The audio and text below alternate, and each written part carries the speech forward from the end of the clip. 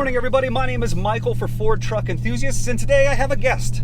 Hi, I'm John Coyle from AutoNation Drive. All right, today we are in the new Raptor R, the most expensive F-150 in history, the fastest F-150 in history, and I would argue, John, the most comfortable, along with the Raptor 37, F-150 in history. So what makes a Raptor R a Raptor R? The biggest difference is going to be right here in the engine bay. This is a supercharged 5.2 liter V8 engine making 700 horsepower, 640 foot-pounds of peak torque. This is a version of the same motor that is in the Mustang Shelby GT500. Underneath the truck, they've also added stiffer springs as well as extra bracing to account for the extra torque and the extra weight, about 100 extra pounds for the 5.2 liter V8 versus the 3.5 liter EcoBoost. You're also going to notice that on the Raptor R, you've got gloss black grills along with a gloss bumper. You've got the orange tow hooks, and you've got a whole bunch of Ford Performance orange Rs that are in various places throughout the vehicle. This is the only one that's standalone. Up here, you'll see the word supercharged V8. This is a taller heat extractor than the one that's on the V6 version. You've got Raptor with the orange R here. You've got another one here. All of these graphics, by the way, you guys, they're all 8s to identify the 8-cylinder, and it also kind of looks a little bit like snakeskin. In the back here for the graphics package, the rearward R is always the orange one. So this one, it says Raptor with the R in the back. Here you're gonna see a hidden V8 right there. That's the only V on the back of the graphics package, which you can see a little bit more here. Coming around to this side, got another R here on the tailgate. And of course, we've got our rearward R here. So it's kind of like R Raptor on this side and Raptor R on the other. But here's that hidden V8 right there for the graphics package. Other folks are gonna notice that the wheels on the Raptor R are more of a, I think it's a satin black versus the satin gray that is on the Raptor 37. However, despite having some different graphics and different looks, these are the exact same 37-inch BF Goodrich KO2 all-terrain TA tires, or all-terrain TA KO2s, whatever you want to call them. Amazing off-road tires. The Raptor 37 and now this were the first production trucks to have 37-inch tires from the factory. And they're so comfortable and they're so capable, and they're not that loud on the highway either. Coming into the inside, you guys, we're going to find some more Ford Performance orange Rs here in the logos on the seat, but otherwise this is basically, physically speaking, it's very similar to the Raptor 37. The Raptor 37 is blue inside. This is a more toned down black with some orange accents. I think it looks a lot cleaner, a lot meaner, and there is some cool kind of carbon fiber elements as well. The only thing I don't like about the interior is this is the same on every Ford truck. They put different plastic surrounds to kind of look like other materials. Sometimes it looks like chrome, sometimes it looks like carbon fiber, and it's really cheap and it's really easy to scratch. I don't know if you guys can see that. Not the best for a $112,000 truck. Over here, we've got the 12-inch Sync 4 screen. This is kind of the mid-level screen these days. There's an entry-level one that's smaller. And of course, there's the massive one that is available in the Lightnings. That's from the Mach-E. That's 15 inches in vertical. This is my favorite one. Wireless Apple CarPlay, wireless Android Auto, really easy to learn, really easy to use, snappy, fast, intuitive. And you've got tactile buttons for volume and tuning, as well as a tactile HVAC control buttons. You got a wireless charging pad here, a whole bunch of USB ports, power ports here, so much room. We've got the moonroof. This is a $2,200 option. It also comes with the power tailgate, as well as this $600 tough bed spray and liner, which is the same price that you would pay on any other F-150. But those are the only two options. The pricing here is $112,000. At the end of the day, the Raptor R is essentially a Raptor 37 with a supercharged V8, a few suspension upgrades, a unique graphics package, and a unique interior color.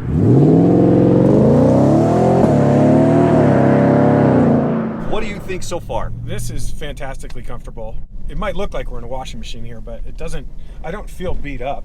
And no, that's a good. So we're out here at Rower Flat OHV today, just outside of Santa Clarita, California. This is a great place to come and play. I've been coming here filming truck reviews for the last couple years, but unfortunately we've had a lot of severe weather and rainstorms lately, so all of the trails are washed out. Having driven the F-150 Tremor here, having driven a regular FX4 F-150, this thing soaks up the bumps along with the Bronco Raptor and the Raptor 37 better than anything. It's amazing off-road. yeah, this is fantastic. Here's my working hypothesis. The regular Raptor and Raptor 37 with the high output EcoBoost, I think that's enough power for this rig. The only complaint I have about that truck is that it sounds terrible.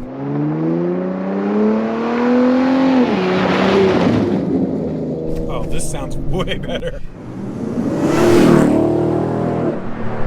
I guess I'm wondering, do you think that the 700 horsepower is overkill? I mean, I guess right now we're not doing Baja style driving in the dunes where we could take more advantage of it. But what do you think about like everyday use or even out on the trails here? Is this a hindrance at all, or is it a big plus? I don't think it's a hindrance. I don't necessarily see it as a big plus either. I think that the noise is what's going to sell this thing. 90% of the people driving these things are going to drive them on the road most of the time, and they're going to love the noise that it makes. They're going to love the fact that it says Raptor R on the side. How much more capable it is than the standard rig, you'd have to be a professional to get those, to get to that level of difference.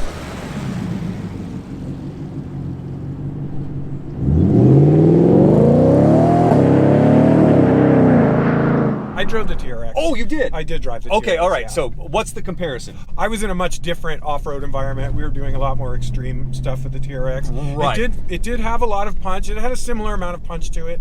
It makes a glorious noise as well. Yes, I think the TRX has. I think they're pretty evenly matched in terms of acceleration runs. Mm-hmm. I think it's almost a driver and conditions thing. I think the TRX has better supercharger whine.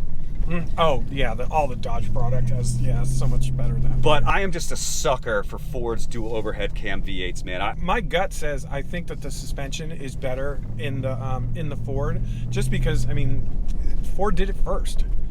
The Ram, while it did come out of the gate with a lot more power, that's right out of Mom Mopar's playbook. There is just adding a ton of power, and while I know the suspension was given a lot of work too, I think that Ford hit it out of the park with the first Raptor, and then they've had the various generations to refine it. Working with their Fox. I think, because what's amazing about these, you guys, is that you can tune them. There's 3 different modes. There's a normal mode for kind of everyday driving. We are in Baja mode right now, which takes full advantage of all the suspension travel, and there's a sport mode for on-street driving. All right, pulling out onto the road. We're in sport, which is the tightest suspension, the second loudest exhaust setting. We've got the back open. Hopefully you guys will hear it. Here we go.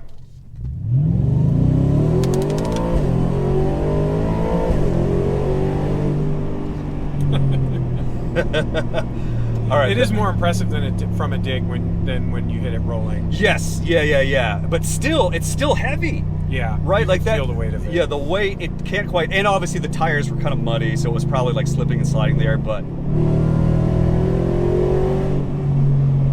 All right, braking test. Yeah. Okay, on the road, you guys, the Raptor is a bit of a mixed bag, but it's mostly like super positives and a couple sketchy things. What do you think the sketchy things are, John? It might not have quite enough brake for all the power that it has, and it's only a 17-inch wheel. Yeah. And so it has what looks to me like either base F-150 or base Mustang brakes, like that level. Whereas if you get a Shelby GT500, you get big 6-piston Brembos, and I think it's one of the things that their super trucks are really lacking. They go for the off-roading, which is great, right? But this thing is so quick that you could get into some real trouble. Oh, absolutely, yeah. And the other thing is traction. These are obviously not street tires. They're great tires, but 700 horsepower is a lot different than 450. Yeah. And so make sure you guys, if you're out with your Raptor R, please be careful, of course, and use 4-wheel drive if you want to hook up. With 2-wheel drive, this thing will just jog all the way around. It's a little dangerous. But overall, just like the Raptor 37, and to a lesser extent the Bronco, which shares a lot of the components, it's not quite as nice on the road because it's a shorter wheelbase. So these two Raptors, the Raptor 37 with the V6 and this one, are my favorite driving F-150s of all time. I've driven every single trim over the last 2 years since the last few updates. I've even driven the Lightnings, which have an independent rear suspension. I've driven the Expedition, which is on the same platform. This is the most comfortable because of these Fox shocks and because of the big fat tires.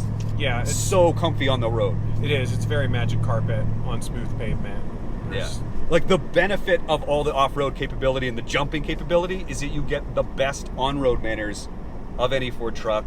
The only thing that's a problem with it is that if you live in a city area, it's kind of wide and so it doesn't fit. Yeah, it's difficult to navigate in an urban environment just because it is as wide as a house.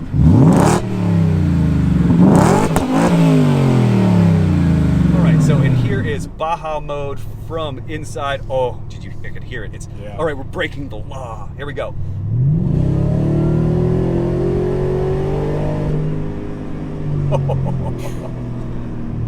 Yeah, but yeah, from a dig, it feels a little quicker. You get that initial torque launch from the tall gearing. It's amazing that Ford engineers can make something so dangerous feel safe and controlled. Yeah, this is, I mean, the versatility of this rig it's phenomenal. I mean, oh my gosh, you guys, in driving this, if you don't overdrive it, you have to be careful because of the weight. But I mean, did you feel that no body roll? Like, yeah, it's very impressive. I love the suspension. You're right that the suspension really is the magic trick here. I mean, getting more power out of a motor. I mean, we've essentially perfected the internal combustion engine at this point, and it's just a push and pull with the EPA to what we can actually get to the street. Exactly. So, I mean, as far as drawbacks, you have dismal fuel economy. Oh my God, it's terrible. Yeah, you have dismal fuel economy. It's as wide as a house, and it could use a little more brake. Right. I think for the amount of poke that it has, but otherwise, it's especially in quiet mode, this is a very, very civilized piece of kit.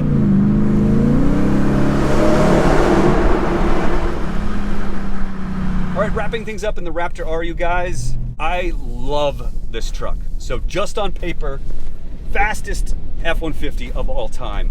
It is, along with the Bronco Raptor and the Raptor 37, the most comfortable F-150 that's on the market right now, thanks to these Fox shocks and these massive tires. It's among the most luxurious ones, but I think Ford and luxury, I think you're buying the performance a lot before you're buying the luxury. Although Raptor seats, these heated and ventilated Recaros, my favorite truck seats of all time. Oh, these are fantastic seats. Yeah. So on paper, I think this is an absolute home run as either the most insane, best, craziest, coolest F-150 ever made. However, what about pricing? RAM TRX, if you can find one, you can get one in the 80s or 90s. And this one is spec'd at 110? This is 112 as spec. I don't see $20,000 more value than the TRX. Ford is asking it because Ford knows that they can get it. Yes. People love these trucks. They're going to sell as many of them as fast as they can make them.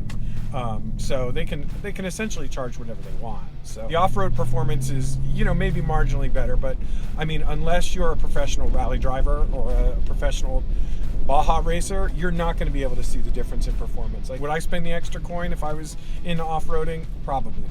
I would probably be perfectly happy with a standard Raptor or a Raptor 37. Right, well, that's my next question. This is not worth $30,000 more than a Raptor 37. I mean, because here today, obviously we're not in the optimum conditions. Unfortunately, everything got rained out here. I can't feel the difference between this and the Raptor 37 in terms of the power, because that has that low-end turbo torque. This has the turbocharger. The supercharged V8. Like, this is basically noise and street cred. Noise and street cred. Yeah. It's this weird conundrum where, man, Ford is asking a lot to get the best, but it still is the best. I think also resale value on this is, I mean... Oh, it's the first and last of its kind. Yeah, the resale value on this it's going to be fantastic. Final thoughts, you guys. The Raptor R is incredible, but it's so expensive, and almost nobody's going to get to drive one of these things. It's like this magical unicorn, and I wish you all could experience it. But anyway, thank you, John, for being here today. Oh, thank you. This is a lot of fun. And thank you so much for watching. We will catch you guys on the next review. Cheers.